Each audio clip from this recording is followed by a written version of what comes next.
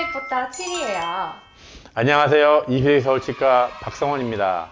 오늘은 그동안 7이님들이 질문하셨던 내용에 대해 답변 드리는 시간을 가져보려고 해요. 두구두구두구두구. 첫 번째 질문입니다. 앞니 임플란트는 심미적인 것을 고려해야 해서 잘못될까봐 더 두려운데 치아가 길어지는 부작용이 생길 경우 회복할 수 있는 대안이 있을까요? 네, 대안은 있습니다. 보통 앞니가 길어지게 보이는 현상은 잇몸이 내려가서 그런데요.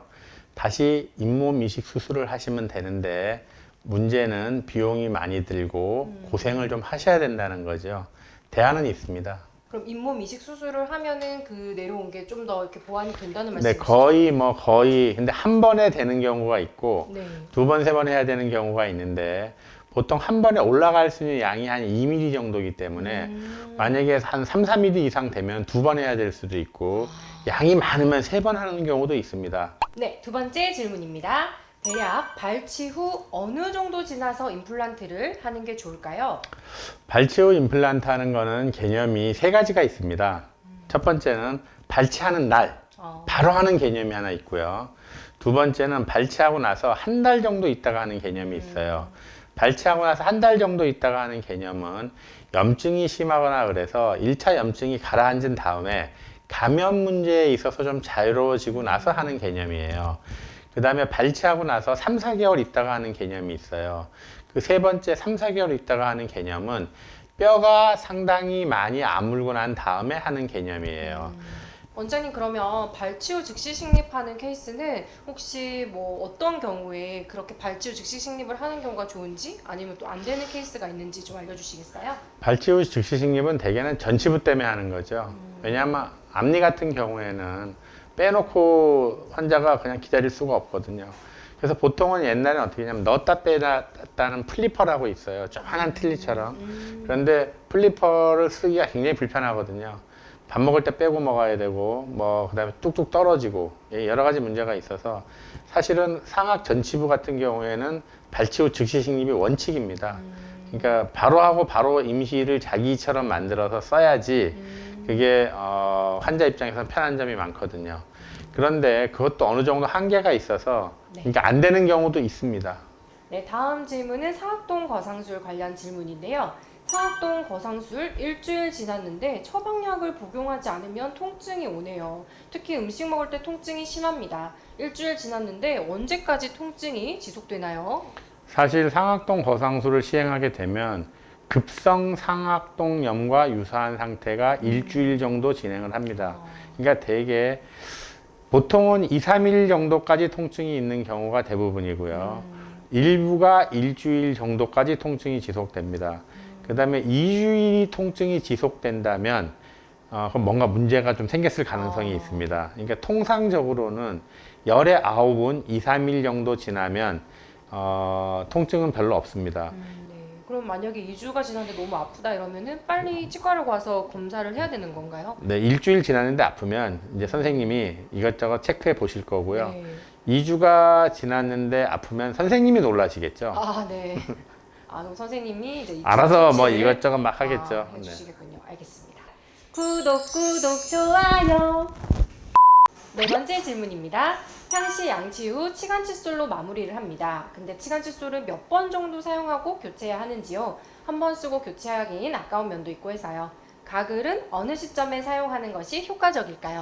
보통 치간 칫솔은 원칙은 일회용이죠. 그런데 혼자 쓴다면 혼자 쓰겠죠, 당연히. 네. 헷갈리지, 그러니까 다른 사람이랑 치간 칫솔이 헷갈리지 않는다면 한 5번, 10번 쓰는 것까지는 큰 문제가 없습니다. 그렇게나 많이요? 잘 씻혀서 써야죠. 잘 씻혀서 씻어서. 잘 말려서 써야 되고요. 네. 그게 플라스틱 제품들이기 때문에 크게 문제는 안 됩니다. 네. 그러니까 한 번 쓰고 버리는 건 좀 아까운 거 맞고요. 한 5번, 10번, 저도 제가 치간 칫솔 쓰는데 한 5번, 10번까지 씁니다. 잘 닦아서. 근데 그거 만약에 오염되어 있는 상태면 오히려 더 염증 생기거나 안 좋지 않을까요? 그걸 박테리아가 번성한 상태에서는 염증 생기거나 문제를 일으킬 수 있습니다만 네. 잘 닦아놔야 되고 말려놔야 됩니다. 이게 잘 써야죠. 네, 다음 질문 보실까요? 쌤 질문이요. 왼쪽 어금니들이 많이 닳고 파이고 해서 음식물 저장 능력이 떨어진다고 해야 되나요? 음식물을 잘게 못 씹고 삼키는 경향이 그래서인지 소화도 잘 안 돼서요. 혹시 그럼 어떤 치료를 받아야 하는지요? 레진인가요? 아니요, 레진은 그런 경우에는 최악이죠. 왜냐하면은 레진 치아는 그렇지 않아도 약해서 버티는 힘이 약한데 네. 저렇게 저작이 심해서 막 갈려 나가는 거거든요. 갈려 나가는 자리에는 사실 1번은 금이 되겠습니다. 금이 1번이고요. 그 다음에 지르코니아는 아주 조심스럽게 사용할 수 있을 것 같습니다. 레진은 추천되지 않죠. 네. 레진이 제일 취약한 상황이라고 볼 수 있는 거죠. 네. 이번 질문은 유치 관련 질문이네요. 6살 딸아이 유치가 서로 벌어져서 나 있는데 이런 경우 영구치는 벌어져서 나지 않나요? 유치가 벌어진 아이들은 영구치도 벌어져 나는지 궁금해요 하셨어요. 네. 유치는 공간이 벌어져 있는 게 가장 이쁜 상황입니다. 왜냐하면 유치랑 영구치랑 크기가 달라서 유치가 딱 맞고 이쁘면 대개는 교정을 해야 됩니다. 그러니까 유치가 아기가 듬성듬성 나서 좀 옥수수 잎 빠진 것처럼 중간중간에 공간이 있다.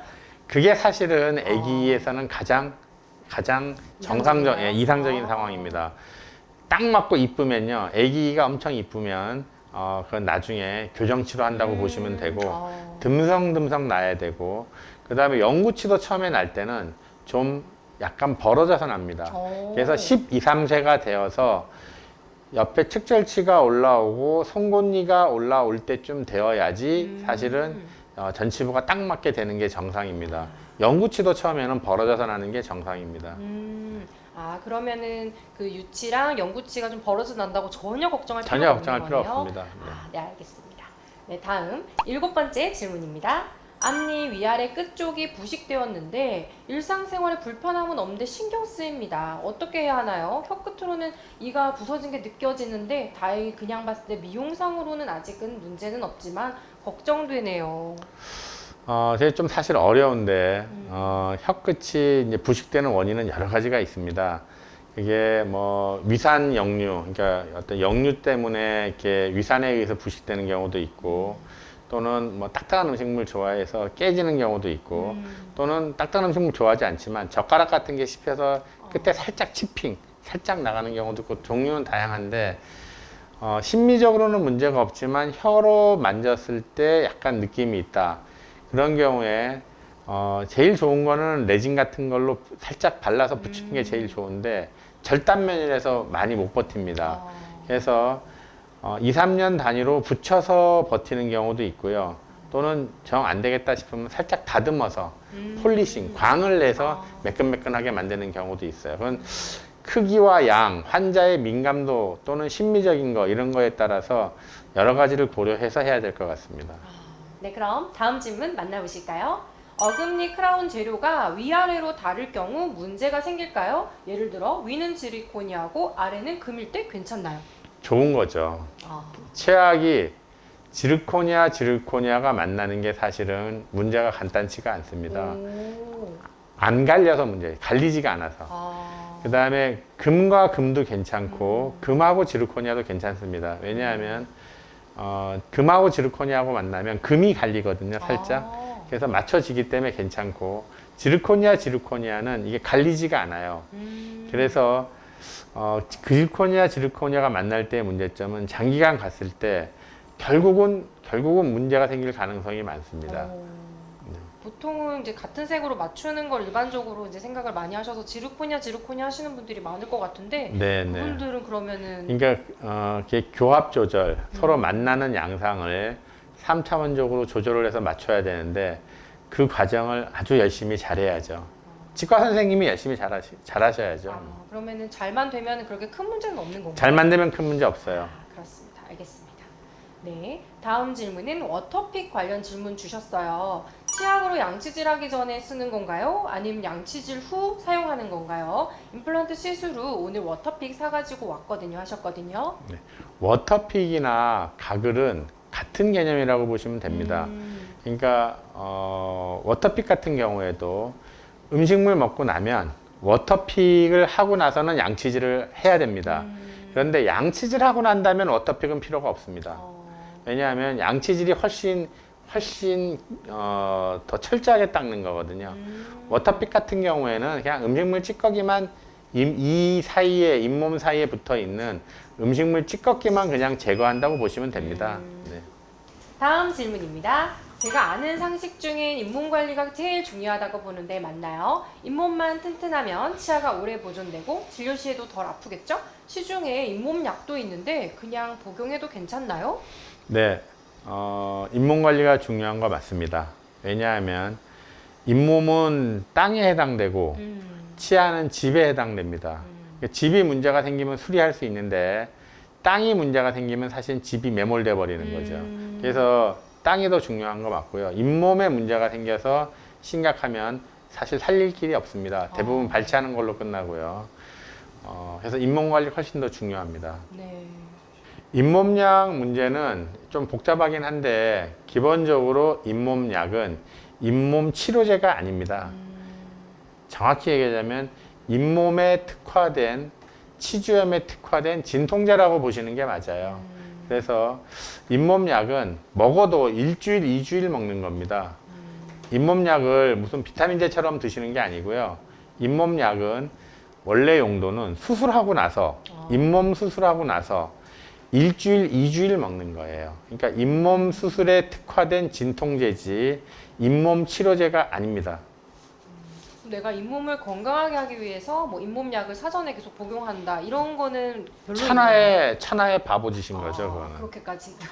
아니, 바보짓 맞습니다. 그러니까 잇몸약을 2주 이상 먹는다. 그건 전부 바보짓이고 위장 장애만 불러일으킵니다. 그렇군요. 그러니까 진통제 계속 먹는 거랑 똑같습니다, 여러분. 알겠습니다. 잇몸약이 분명한 효능은 있는데 아주 제한적이고 용도 자체가 잇몸 수술하고 나서 진통 효과로 먹는 겁니다. 그러면 잇몸을 건강하게 만들어준다든지 뭔가 이게 잇몸 건강을 위해서 영양제처럼 이렇게 복용하는 거는 안 된다는 말씀이시죠? 천하의 바보짓 중에 하나입니다. 알겠습니다. 네, 대망의 오늘의 마지막 질문입니다. 돌출 앞니 교정 안 한 거 평생 후회해요. 앞니 라미네이트 해버려서 교정도 못하고 좋은 방법 없을까요? 하셨어요. 치아는 일단 깎으면 되돌릴 방법이 전혀 없습니다. 그러니까 제가 제일 반대하는 진료 중에 하나가 라미네이트입니다. 그러니까 어쩔 수 없는 경우가 있습니다. 이 사이가 너무 벌어졌고 또는 이가 기형이라서 작고 뭐 여러 가지 특수한 이유가 있을 수 있어서 하는 거는 뭐 어쩔 수 없습니다만 멀쩡하니 교정하기 싫어서 깎고 라미네이트 하는 거는 그것도 잇몸약 1년 내내 드시는 거와 같은 수준입니다.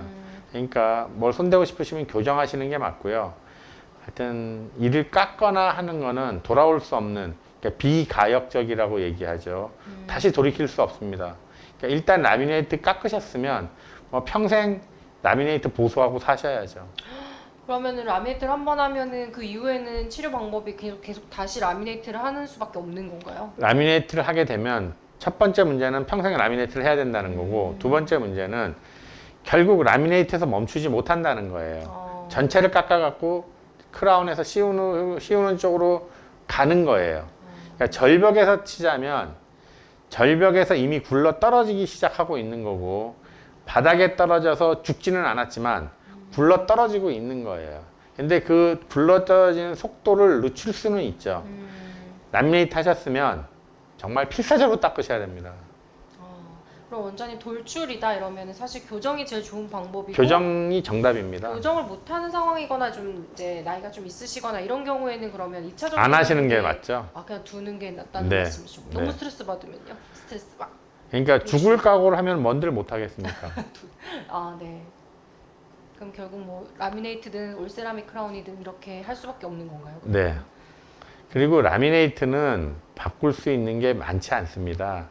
약간의 형태 변화를 줄 수 있는데 예를 들어서 올세라믹 크라운은 분명한 용도가 있습니다. 그런데 라미네이트는 사실은 대부분이 심미적인 원인이거든요. 그러니까 라미네이트로 할 수 있다는 건 조금 더 비용 들이고 시간 들이면 교정으로 할 수 있는 겁니다. 올세라믹은 교정으로 안 되는 게 많고요. 라미네이트는 교정으로 되는 게 대부분입니다. 그래서 크기나 형태 이상은 어쩔 수가 없는데 그러면 라미네이트 해야죠. 그런데 그런 예외적인 게 아니면 교정하시는 게 정답입니다. 알겠습니다. 네, 7이님들 무엇이든 물어보세요. 1탄 답변 드렸고요. 다음번에 또 이어서 질문에 답변 드리는 시간 가져볼게요. 질문 많이 남겨주세요. 도움이 되셨다면 구독, 좋아요 부탁드리고요. 22세기 7이는 다음 주에 다시 인사드릴게요. 오늘도 해피하세요. 네. 바이바이. 구독, 좋아요. 안녕하십니까. 인사를 잘못했다. 인사를 왜